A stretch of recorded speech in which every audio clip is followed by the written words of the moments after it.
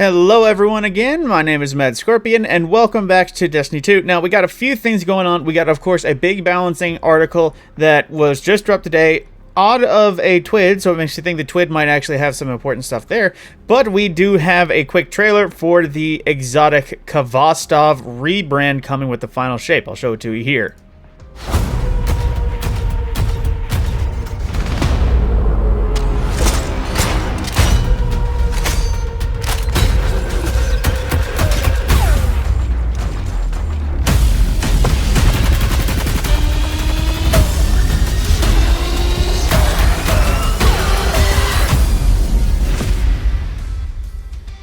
So yeah, there it is. New Khvostov's at least main perk will be its 7th shot ricochets between enemies, and it actually seems like it does do a healthy bit of ricocheting, as it did dart between 4 taken goblins, which not too terrible of an idea.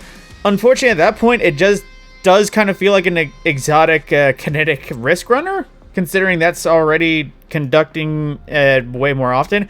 And a personal complaint is its look, just because yes, it does look like Khvostov, but it also looks like the nerfy cartoonish Russian ornament that was available in Destiny 1, where the clean black look existed that was very Warmind and already Russian as well. So personally, I just think it's looking a little bit weird considering its rebrand. When they brought back exotic Khvostov the first time, it was literally exotic just Khvostov. It looked exactly the same as its first version. I would honestly prefer that over this, but that is just me. Now, sorry there's an awkward jump there. I had to change from my Shadowplay to my OBS recording because I forgot that Shadowplay doesn't like recording browser screens. But getting into the dev insights, or as I called them in the first take, insights, basically going through it, we have some changes. So from the start, they are deprecating some mods, specifically boss spec, taken spec, minor spec, major spec, and adept big ones. Which, from the sound of it, they're doing it just because of a broad wave of buffs heading to what's coming to everything that I'll be running through in a moment. But the one thing I don't feel so good about is Adept Big Ones, just because that was the only really Adept mod that I ran, because it was the only one that actually felt worth it. Which, sure, mods, they're allegedly coming up with new ones, but at the same time, most of these were the only mods that a lot of PvE players used.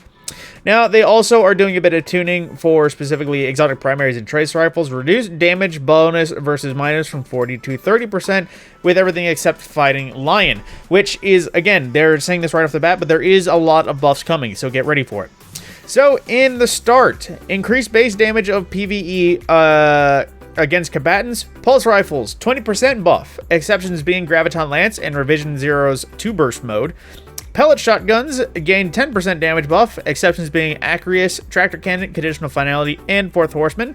Slug shotguns getting a flat 9%, fusion rifles getting 7, the exception being 1,000 voices. Sniper rifles are getting 7, the exceptions of course being Izanagi's Burdens, Honed Edge Shots, but specifically Cloud Strike Storm, not Cloud Strike itself though, so that might be good. Glaive projectiles are getting 7%, looking at that one stasis glaive that I already forgot the name of. Linear fusion rifles getting another 5%. Then increased damage versus minors, aka red bars. This stacks with the already present PvE damage increases. Sidearms, trace rifles, and scout rifles, and bows all getting 20% buff. Auto rifles and pulse rifles up 15. For pulse rifles is in addition to the buff above, and Graviton and Revision Zero Heavy Burst are included in this one, however. So i.e. pulse rifles do 1.2 times 1.15, equaling 38% more damage to red bars. Submachine guns are getting 10%, hand cannons at 5.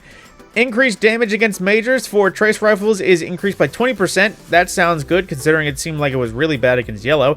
Increased damage globally, including PvP, 7% for machine guns and 7% for swords, which I don't know why that's including PvP.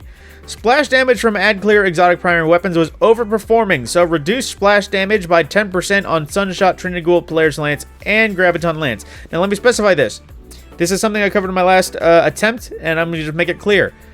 Bungie has dev insights. They know how the final shape has been playing. Transcendence is coming, which, if you don't remember, is going to be a already damage buff to weapons. I kind of agree with these, considering they're already all very strong options for their splash damage already, and it's about to get nuts. 10%, I do not mind at all. yes, again, a nerf. A lot of people are in the no nerfs ever camp, but at the same time, this does feel appropriate considering, again, they have insights to what's coming. They know what storm is going to be made. So I'm kind of open for that one.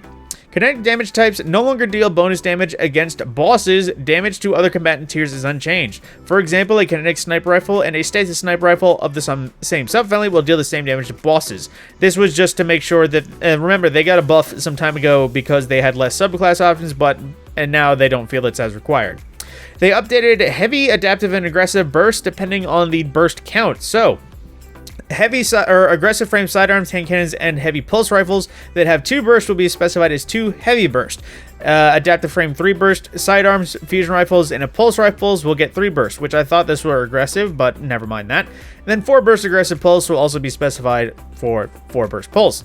They also are removing the foundry names from things like Vice Rapid Fire, Hockey Precision, Amalon Adaptive, just because there is no difference aside from them being a air quotes foundry weapon.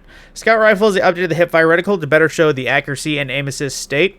Some hand cannons, specifically aggressive, struggle to compete with the new stats of top-tier examples, mainly Igneous Hammer. So they're specifically adjusting Criminal's Dagger with more stability, handling, and another round of the mag, as well as airborne effectiveness, and the same to something new from the Solstice. It gets more stability, more handling, and another round of the mag. Low inventory sniper rifles were a little too low in PvE for our liking, so we increased the minimum. Increase the minimum reserves from 14 to 17, however the maximum is unchanged, so that doesn't exactly feel that worth it.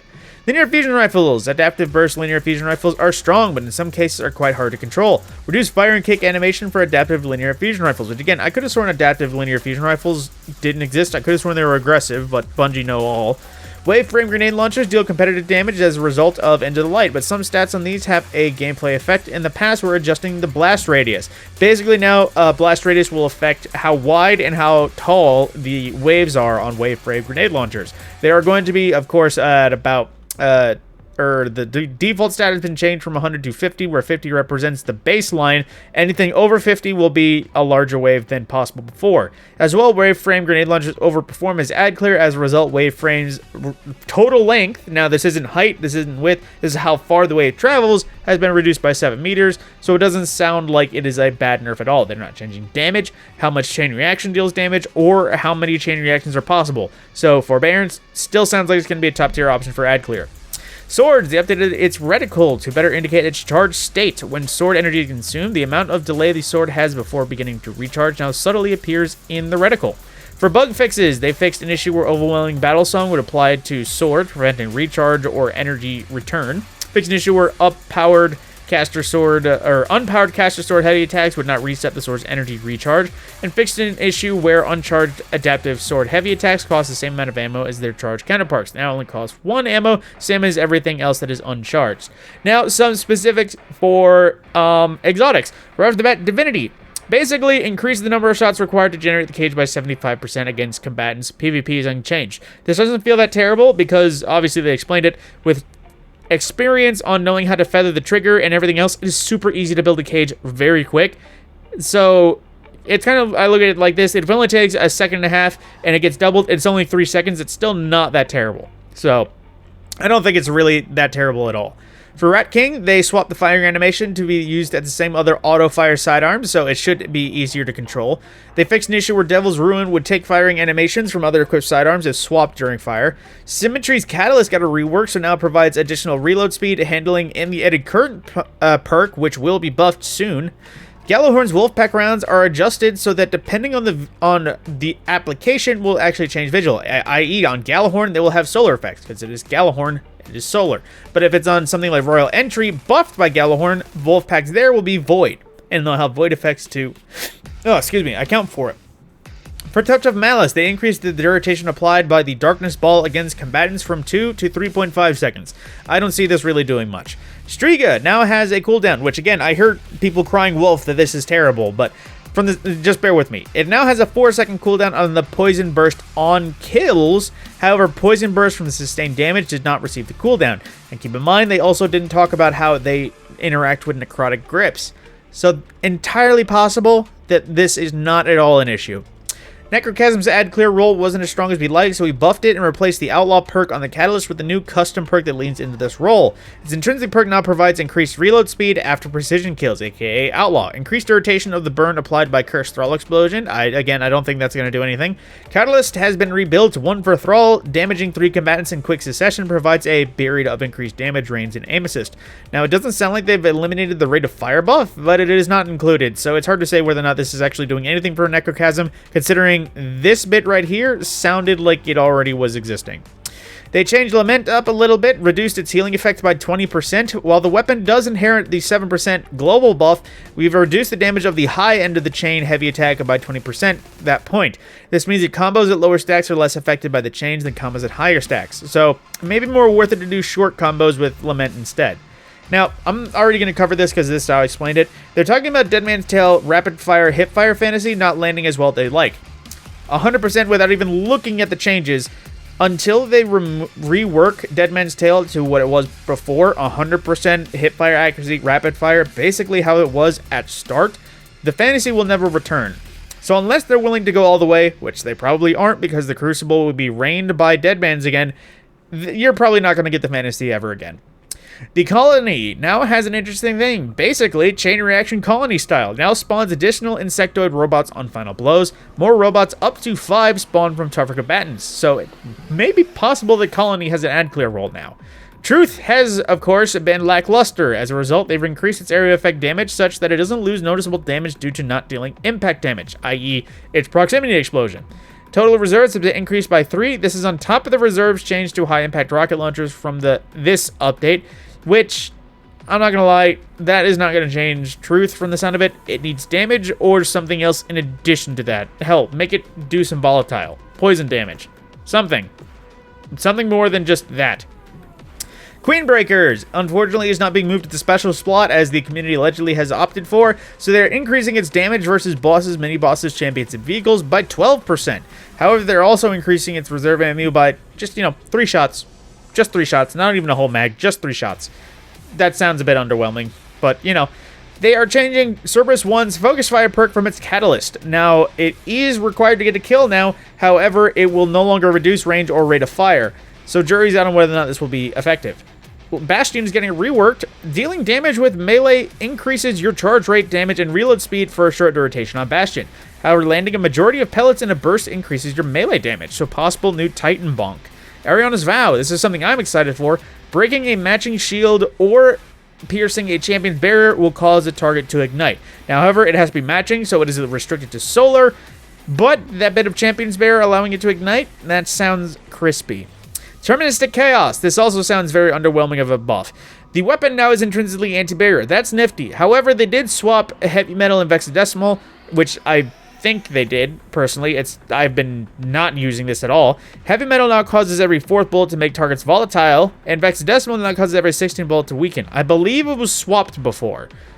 Or, yeah, they say right there, it has been swapped. I don't think this is going to be weakening powerhouse, considering it's taking a lot more damage to weaken, unless it was like a mega weaken.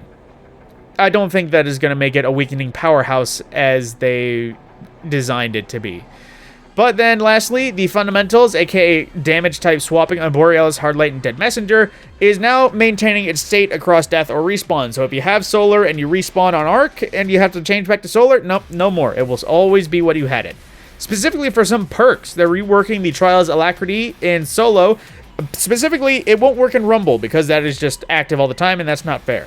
Archer's Gambit, which I believe is that bow pinnacle that I'm forgetting the name of, reduced draw time buff from 66 to 60% and reduced its buff duration from 8 to 4, but now can stack up to 8, so it still feels quite pinnacle. Grave Robber will now activate on dealing damage with powered melees in addition to standard melee kills. Chain Reaction. Obviously, it's a bit too strong, so what they did is made it slightly less strong on special weapons, aka Forbearance, 15% smaller AoE size and 20% less damage. However, the Heavy has the same AoE and it has more damage, so a Heavy Grenade Launcher, Chain Reaction, possibly more effective than Special Ammo Grenade Launcher. Eddy Current, which I officially forget what it did originally because I haven't seen that perk in ages, now takes 1.5 seconds of sprinting to activate instead of 3, provides a bonus to handling and a 5% scalar at each stat at base, and also being amplified will immediately activate the perk at its maximum effectiveness. Instances of Underdog have been replaced with Pulse Monitor, because I guess Underdog was shelved ages ago. Osmosis and Permeability are a little bit adjusted, so they are no longer going to deactivate when pulling out Ghost or similar actions, aka objective-based things. Now partially refill the weapon's magazine on activation. Reversing the chill clip nerf in a way. Basically, if it's slower, it will freeze quicker, and all other archetypes outside of fusions have been unnerfed and only requires 2 shots to freeze. That means that one grenade launcher from Duality that can get chill clip on it and is my go-to for freezing things, that is back on top. But again, I'm just going to reiterate, rapid fire fusions like Riptide will require 3, aka what it is now, but things that are like high impacts will require 2. They don't specify anything in between, but then again, I don't know if any stasis fusion rifles are in between rapid fire or heavy. I don't know if there's a basic adaptive off the top of my head. High Ground is being completely reworked because it was useless before.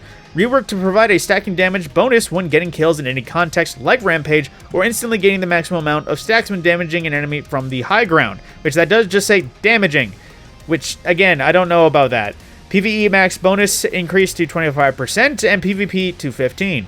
Killing tally, however, has been addressed on 21% Delirium, damn it, and has been updated to match the current version found on random roll weapons. They're also reworking Osmosis as well for, here, let's see, perks that currently change your equipped subclass have been changed well, that's not changing subclass. However, Osmosis and Tessellation now match the damage type of your currently equipped grenade, aka Osmosis and Tessellation will match your grenade when it's thrown. Permeability and Elemental Caster will now match the type of equipped super. So, there you go. Deconstruct has a variety of issues, but now it refills from reserves instead of thin air and should trigger more reliably on weapon types. But that is the whole thing. Now, again, I feel like some people were crying wolf. I heard immediate, I hate this sounds terrible, they're nerfing everything again. But I heard zero discussion of the buffs, and there was a few buffs, like, again, that deterministic chaos change, that doesn't feel any worth it. Dead Man's Tail, increasing hipfire is not going to do anything until they return to what it was. So again, a lot of these do sound nifty. Unfortunately, we're kind of at a point where the rise and fall of metas, and when one meta is nerfed and something else comes up, they're not going to be that tempted to nerf it again to where it was. A lot of the, what's the word? That weapon I am excited for, Symmetry. It has been quite old and has not been touched in ages of Destiny. Yet suddenly it's getting a reload handling and eddy current, which sounds nifty. However, its damage is not being touched at all, or its ease of use, which I get, it's a really easy weapon to use, but it has not been brought up because I feel like the Destiny bigwigs are scared of what it could do if they did buff its damage or something like that. But with that, that is all I got for you today. My name is TheMadScorpyon. I will see you in the next video.